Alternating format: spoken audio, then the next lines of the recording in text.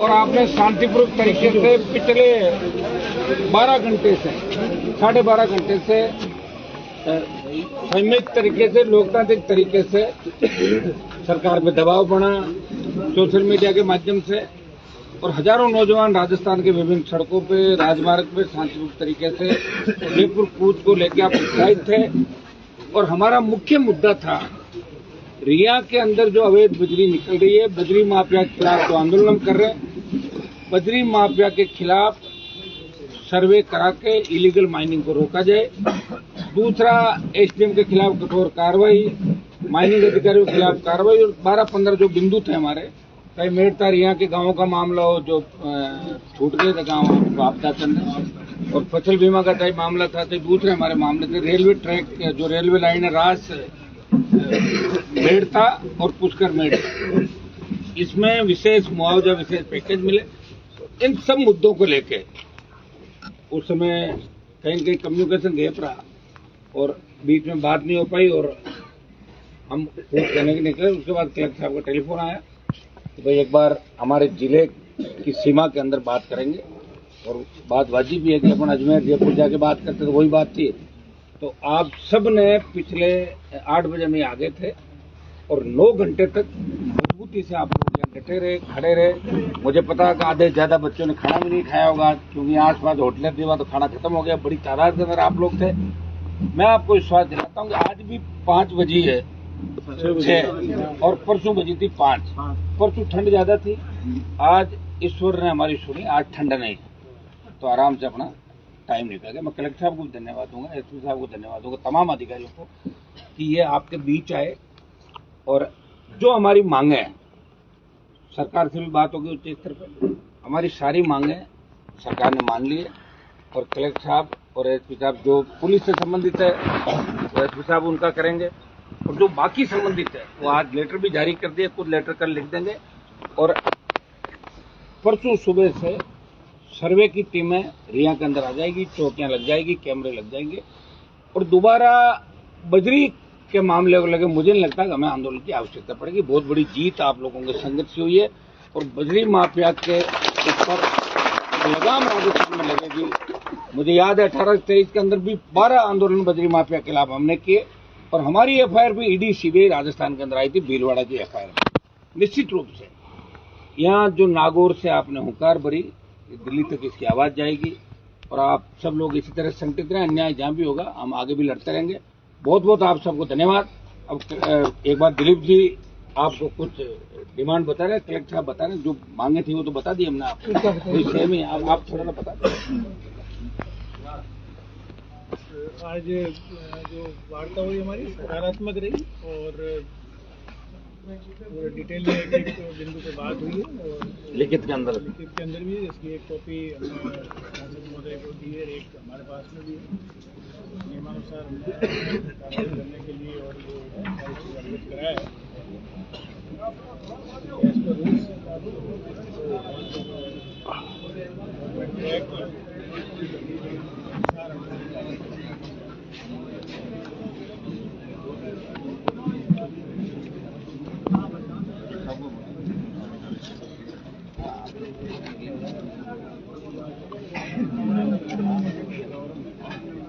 एक मिनट, जो इशू थे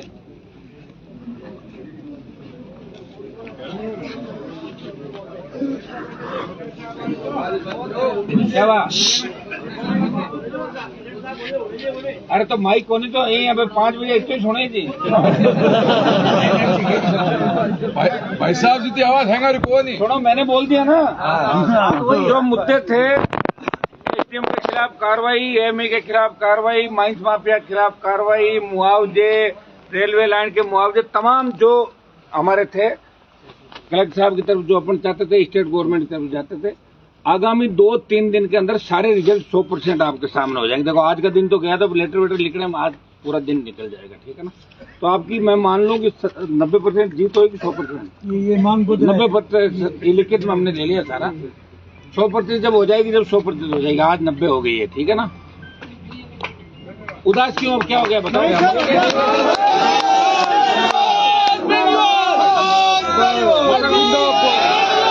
तो मैं कूच दोबारा करा देंगे तो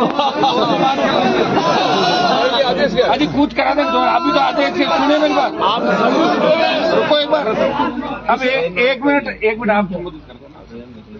एक मिनट ऐसा बता रहे हैं जो वार्ता हुई है जिसमें प्रतिनिधि मंडल और प्रशासनिक अधिकारी, पुलिस अधिकारी सभी उपस्थित रहे। मुख्य रूप से अवैध खनन संबंधी जो मामला था, जिला पुलिस की तरफ से मैं सभी को आश्वस्त करना चाहूँगा कि अवैध खनन के प्रति जीरो टॉलरेंस की नीति है और इसी नीति के तहत आगे आने वाले समय में कार्य किया जाएगा। धन्यवाद। अब सब लोग है ना, सारा लिखित में हमने क्या हो गया।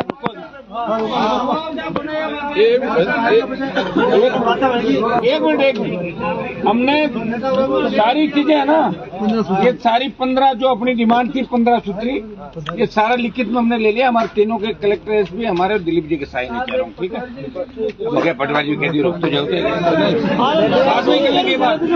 अब सब लोग सुनिए मेरी बात।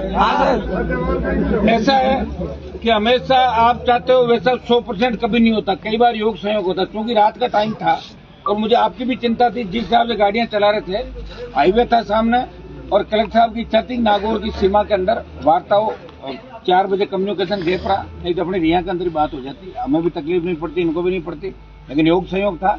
जो हुआ अच्छा हुआ। कूच अब वैसे 2.5-3 साल और कौन कूच करेगा, अपने को जब इच्छा और करेंगे। अब तैयार रहो आगे के, ऐसे नर्वस नहीं होना।